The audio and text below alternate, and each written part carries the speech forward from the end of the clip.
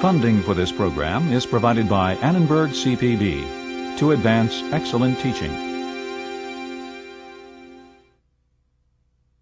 You put on the glasses, you take the nightstick, and you act the part. What power can turn a pacifist student into a sadistic guard? Hi, Mr. Correctional Officer. Why would an ordinary law-abiding man give potentially lethal shocks to a stranger? This will be 195 volts. How can a person's eyesight be improved by simply changing the situation in which it's measured? The power of the situation, this time on Discovering Psychology.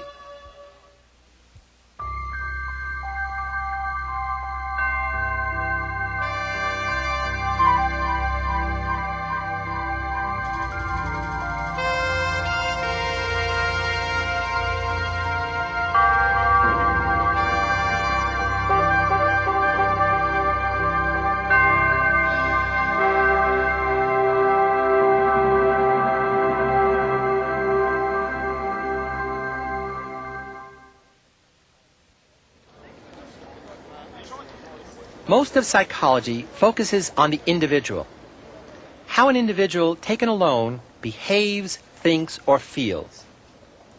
But social psychology tries to understand human behavior within its broader social context.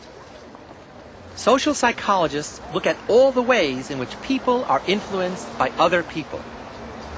The social context is the canvas on which we paint our lives. It's where interactions with other people take place. At every stage of life, from birth to death, people are there for us, to reward and punish, to arouse and frustrate, to make us laugh and cry. More often than not, the social context enriches our lives. We need other people to reach our full potential. To be isolated means being vulnerable to a host of pathologies of both body and mind.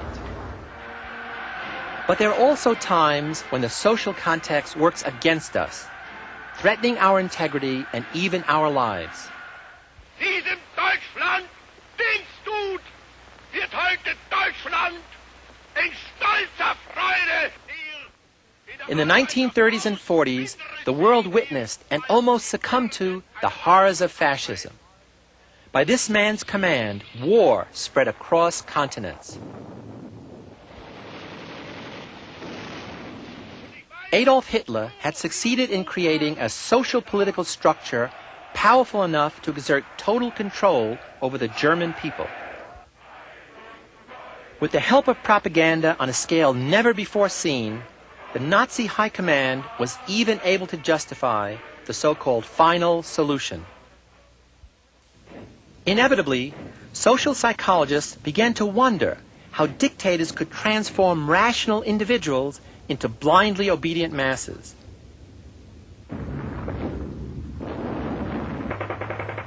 With the fate of the world in doubt, the answers seemed critically important.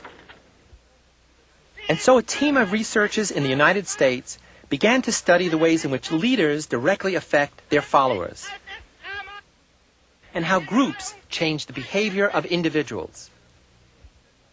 The research team was led by Kurt Lewin, himself a refugee of Nazi Germany.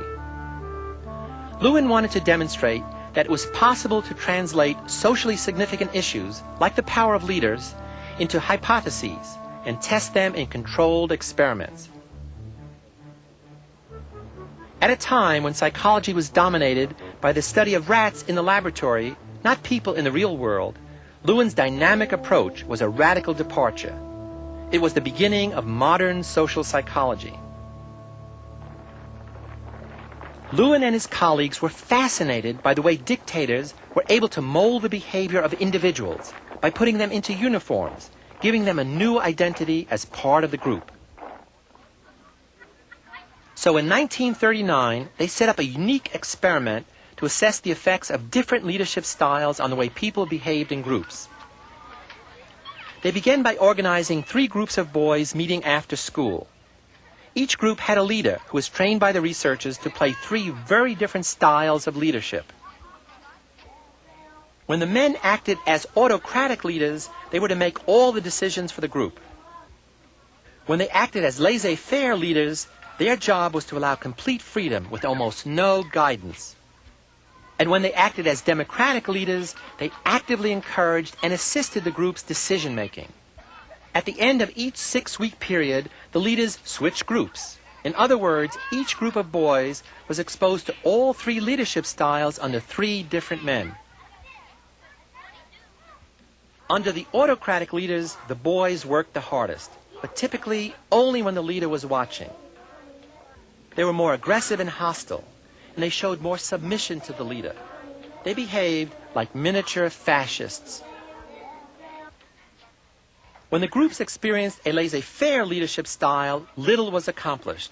The boys did the least amount of work and work of the poorest quality. Total freedom without guidance led to chaos. But when the groups were democratically run, they showed the highest levels of motivation and originality. There was more mutual praise and more playfulness. To the research team, the results were reassuring. Democratic leadership had worked best at a time when dictatorship was proving so successful in Europe. But there's also another powerful lesson here. Notice that it was leadership style and the social situations it created, and not the personality of the individuals involved, that were the critical factors in the experiment. This leads us to a central theme in social psychology, that social situations significantly control individual behavior. For Lewin, human behavior is always a function of the individual and the social environment. This means that the best and worst of human nature can often be brought out by manipulating some aspects of the social environment. In another classic experiment, it was shown that even our most obvious perceptions can be manipulated. Which line on the right do you think is the same size as the line on the left? The correct answer, of course, is B. That's clear to anyone with normal vision. Or is it? Let's say you're a subject in what you think is an experiment on visual judgment, but which is really an experiment on conformity. When every other person is asked to choose the proper line, they do something strange. They pick C instead of B. Now it's your turn. What will you say? In this study conducted by Solomon Asch, everyone but the subject was part of Asch's team. In this situation, 70% of the subjects sided with the majority's wrong judgment at least once. And many of those who didn't conform still felt uncomfortable in not going along with the group. That is incorrect. The ultimate conformity, 195 votes. total blind obedience to a leader, was elicited in a controversial laboratory experiment by this researcher, Stanley Milgram, a former student of Solomon Asch. Milgram wondered whether the evil deeds of the Nazis were the result of their personal defects, or whether anyone has the capacity for evil if the situation is powerful enough. In 1961, when Hitler's henchman Adolf Eichmann was standing trial for war crimes, Milgram wanted to find out how far ordinary people would go in obeying orders. Would they, like Eichmann, execute strangers if they were told to? In Milgram's experiment, a subject was paid to participate in what he thought was a study of memory. He was asked to play the role of teacher, helping someone improve his memory. You want to step right in here, learner, and have a seat there. You can leave your coat on the back of that chair if you will, quick. Take it right off. Guiding the subject was the experimenter in the lab coat, who acted as the legitimate authority in the situation. Right up to the counter. Both the experimenter and the man being tested as the learner were part of Milgram's team. And how was the subject supposed to help the learner improve his memory? By delivering electric shocks as punishment for every mistake. This machine generates electric shocks, and when you press one of the switches all the way down, the learner gets a shock. The shocks began as mild, but they had to be increased with each era until they were potentially lethal. Although no shocks were actually given, the teacher subject was made to think he was punishing the learner. Let me out of here. You have no right to keep me here. Let me out. Let me out of here. Let me out. Continue, please. Let me out of here. My heart's bothering me. Go on. Out. Let me out. Responsible for it. Red.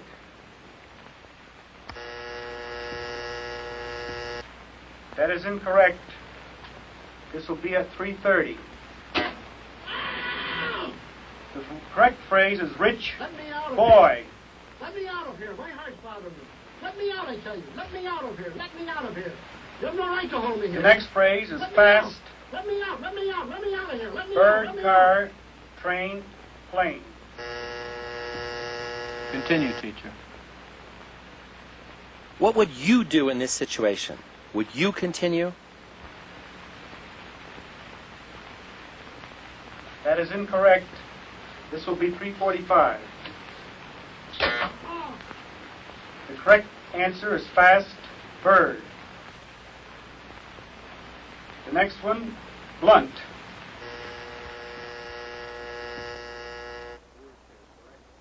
At the time, 40 experts were asked to predict the performance of the subjects. They estimated that most would not go beyond 150 volts, and only 1 in 1,000, the sadists, would go all the way to 450 volts. In fact, 2/3 of the subjects went all the way. While many of them objected, the majority did not disobey. The experiment requires that you continue, teacher. I asked Stanley Milgram how many of the subjects who quit the experiment ever got up to help the learner without first getting the experimenter's permission. He said, not one, not ever. So blind obedience is not limited to the fascist mentality. It's part of the basic human condition, brought out by situational forces. Hundreds and hundreds of subjects obeyed the experimenter, men and women, young and old.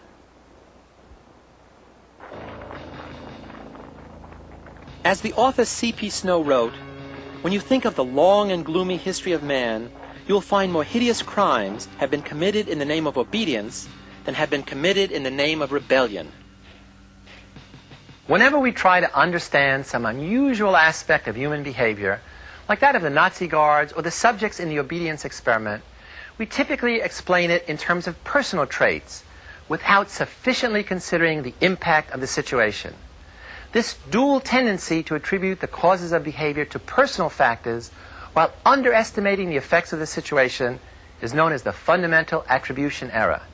We all make the fundamental attribution error, in part because our culture emphasizes individual accomplishments, and in part because we have difficulty admitting how easily we ourselves can be manipulated by situational forces. Just consider the strange case of the Stanford University jail, which once stood here in the basement of the psychology building. It was part of an unusual experiment on the psychology of imprisonment that my colleagues Craig Haney, Kurt Banks, Carlo Prescott, and I conducted in the early 70s. We wanted to see just what happens when you put good people in a bad situation. In this case, in jail. Each of the students who volunteered for our study was carefully tested. Each had to be psychologically and physically healthy to participate. A small group of students was then randomly selected to act as prisoners, while others became guards. We surprised the prisoners by having them arrested at their homes and dormitories. At the jail, uniforms and status symbols, rules, and other details helped distinguish between the two groups, which were indistinguishable at the start. The prisoners underwent a series of rituals to establish their new lowly status. They lived in tiny cells. They spent 24 hours a day here, cut off from their usual surroundings. What is happening to prisoner 819? Prisoner 819 is being punished, Mr. Correctional Officer. Let's hear it 5 times to make sure you remember it. Prisoner 819 is being punished, Mr. Correctional Officer. Down. Up. Down. The guards, however, only worked 8-hour shifts and returned to their normal routines as students when off the job. Up. 5 to 8, 6. These aren't belly rolls. These are push-ups. Keep that back straight. Down. What do you think knows where he is? What happened surprised everyone, including me. the illusion became the reality. The boundary between the role each person was playing and his real personal identity was erased. Fine, Mr. Correctional Officer. Now keep it straight. Nice boys became brutal guards. Healthy kids got sick. Get in that closet then. You don't eat, you're not going to hurt your energy for 1 second. Active ones became passive and zombie-like prisoners. This is unbelievable. They took our clothes. Hands off the door. They took our bed. Hands off the door. Where's your hands? Get up. The situation became so overpowering that many of the prisoners developed extreme stress reactions and had to be released. Take their bed and your clothes and prison. But no one ever said, "I quit the experiment." They had lost all perspective. You come over there. Should I act it out, Mr. Correctional Officer? You should act it out. You be the bride of Frankenstein, and you be Frankenstein. I want you to walk over here like Frankenstein and say that you love 209-3. What kind of guard would you be? Sadistic or supportive? Would you be a conforming prisoner or a heroic resistor? The prison study, like Milgram's experiment, is not typical of research in social psychology. Some psychologists feel both studies violated ethical guidelines and should never have been done. Push-ups. 2, 3, 4, 5, 6, 7, 8, 9, 10. Now you go over there and tell 546 that you love him. I love you. Well, ain't that sweet? You smile? Ain't that sweet? At times, even I forgot I was an experimenter and acted like a prison warden. So I can lock the arch. And so we were forced to call off what was planned as a 2-week experiment after only 6 days. How could such basically good people have done such terrible things? It's because we all have the capacity for evil and good, waiting for the right or wrong situation to bring it out. And when the situation ends, we return to our old selves again. Extensive follow-ups done over many years fail to reveal any negative long-term effects on the subjects in the prison study. If anything, many subjects said it was a positive learning experience. They had seen a side of themselves they had never thought possible. Once you put a uniform on and are given a role, a job, saying your job is to keep these people in line, then you're certainly not the same person as if you were in street clothes and in a different role. You really become that person. Once you put on that khaki uniform, you put on the glasses, you take the nightstick, and you act the part. That's your costume, and you have to act accordingly when you put it on. It still is a prison to me. I don't look on it as an experiment or a simulation. It's just a prison that was run by psychologists instead of run by the state. I began to feel that identity, that the person that I was that had decided to go to prison was distant from me, was remote, until finally I wasn't that. I was 416. I was really my number, and 416 was going to have to decide what to do. It let me in on some knowledge that I've never experienced firsthand. I've read about it. I've read a lot about it, but I've never experienced it firsthand. I've never seen someone turn that way. And I know you're a nice guy. You know? You understand? I do. I do know you're a nice guy. I don't get bad because I know what you can turn into. I know what you're willing to do. If you say, oh, well, I'm not going to hurt anybody. Oh, well, it's a limited situation. It's over in 2 weeks. Well, you in position, what would you have done? I don't know. Experiments like the prison study, which illuminate the darker side of human nature, also raise important ethical questions about the treatment of subjects. Today, the ethical guidelines for research are much stricter than they were earlier. And independent review boards are asked to evaluate every research proposal in order to protect the well-being of subjects, to weigh their emotional and physical costs against the scientific benefits. It's unlikely that Milgram's experiment or the prison study could be done today. because of the suffering they caused. Now, you might wonder whether other social psychologists study the better side of human nature, where situational power has positive effects. Happily, the answer is yes. Let's take a look at the only film of a remarkable experiment conducted by psychologist Tom Moriarty at a beach in New York City. The man on the right is going to pretend to steal a radio from a member of the research team. Now notice the reaction of the people nearby. Nothing. But what if the victim asks her neighbor a favor to keep an eye on the radio? What then? With a simple request, a special human bond is forged and personal responsibility established. Want to convert apathy to action? Try asking for it. Try changing the situation and see how behavior changes.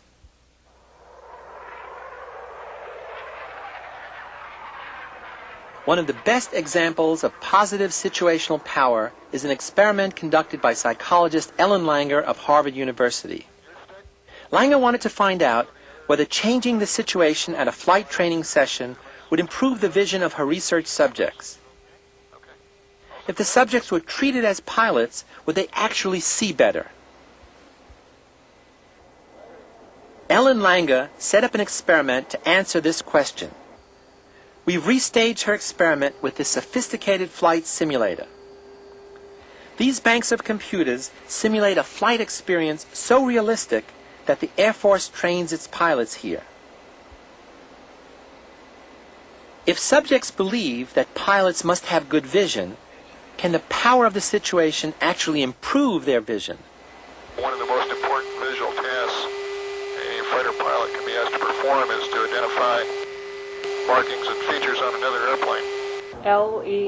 LEFODPCT. Langer selected Air Force ROTC cadets as subjects. They all took a standard vision test. None of them knew the experiment's real purpose. Half the subjects, chosen at random, put on flight suits. Then the instructor took each subject on a flight in the fully operational simulator. Initiate afterburner on both engines. We've got a good jump on the nozzles and the fuel flow. Releasing the brakes. Now the airplane's accelerating out real well, approaching 350. Left engine checks good. Burner termination, the right one's coming in. And we'll level to 7,000 feet. And just go through a very brief exercise on the flight controls.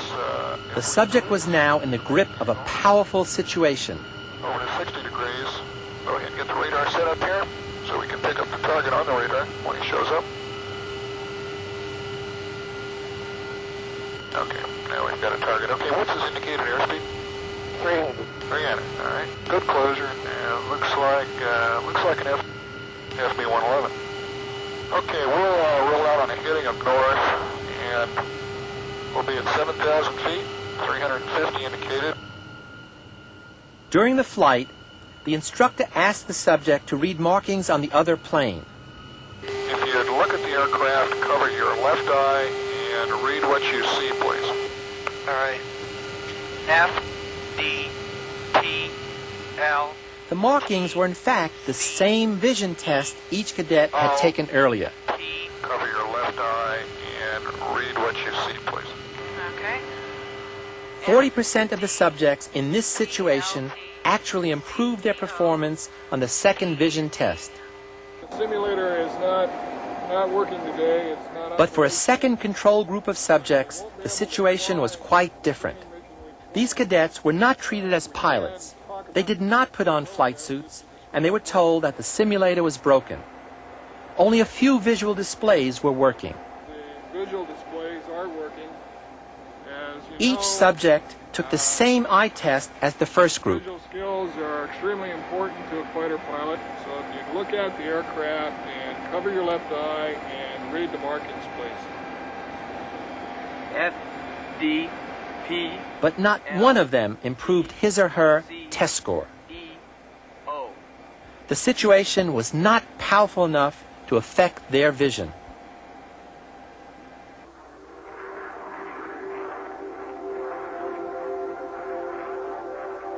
So there you have it.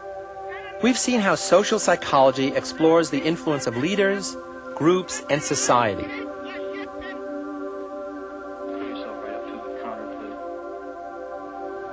How researchers try to unravel the mysteries of human nature by using experiments and field studies.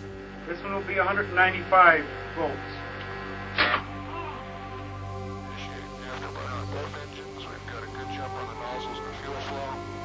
And we've seen illustrations of one of the major lessons of social psychology, the power of situations. In our next program, however, we're going to see the social animal in a different light, as an active force that can create and mold situations. And we'll learn the second lesson of social psychology, that each of us constructs different realities out of the same circumstances. Sometimes we create a little piece of heaven, and sometimes a bit of hell. Until next time, I'm Philip Zimbardo.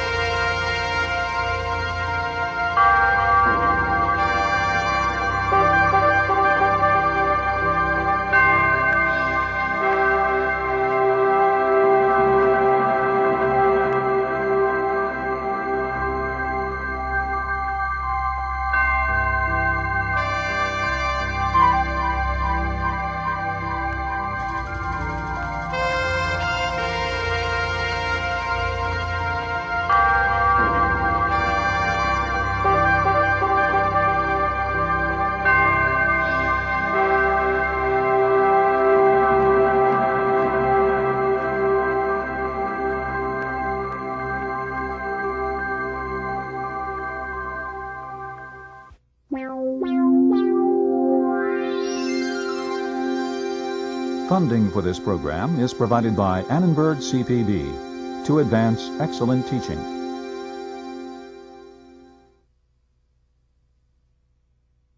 For information about this and other Annenberg CPB programs, call 1-800-LEARNER and visit us at www.learner.org. Powerful enough to exert total control over the German people. With the help of propaganda on a scale never before seen, the Nazi High Command was even able to justify the so-called final solution. Inevitably, social psychologists began to wonder how dictators could transform rational individuals into blindly obedient masses.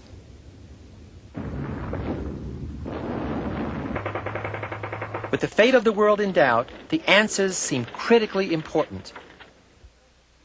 And so a team of researchers in the United States began to study the ways in which leaders directly affect their followers, and how groups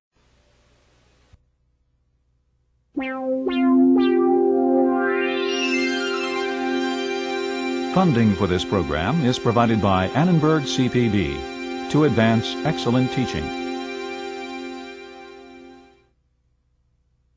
You put on the glasses, you take the nightstick, and you act the part. What power can turn a pacifist student into a sadistic guard? Hi, Mr. Correctional Officer! Why would an ordinary law-abiding man give potentially lethal shocks to a stranger? This one will be 195 volts. How can a person's eyesight be improved by simply changing the situation? How an individual taken alone behaves, thinks, or feels.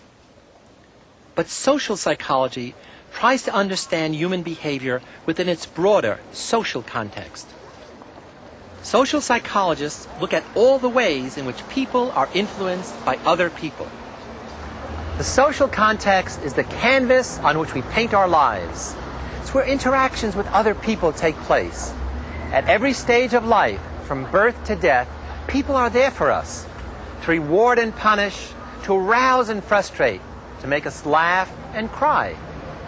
More often than not, the social context enriches our lives. We need other people to reach our full potential. Situation in which it's measured.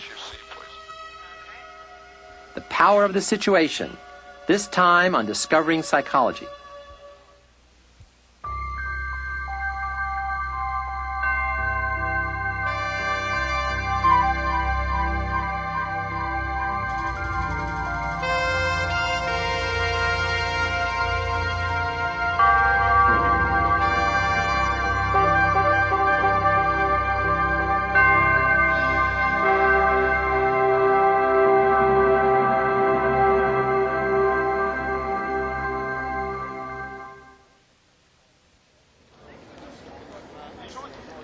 Most of psychology focuses on the individual. To be isolated means being vulnerable to a host of pathologies of both body and mind. But there are also times when the social context works against us, threatening our integrity and even our lives.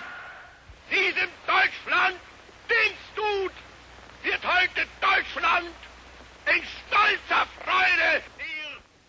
In the 1930s and 40s, the world witnessed and almost succumbed to the horrors of fascism. By this man's command, war spread across continents. Adolf Hitler had succeeded in creating a social political structure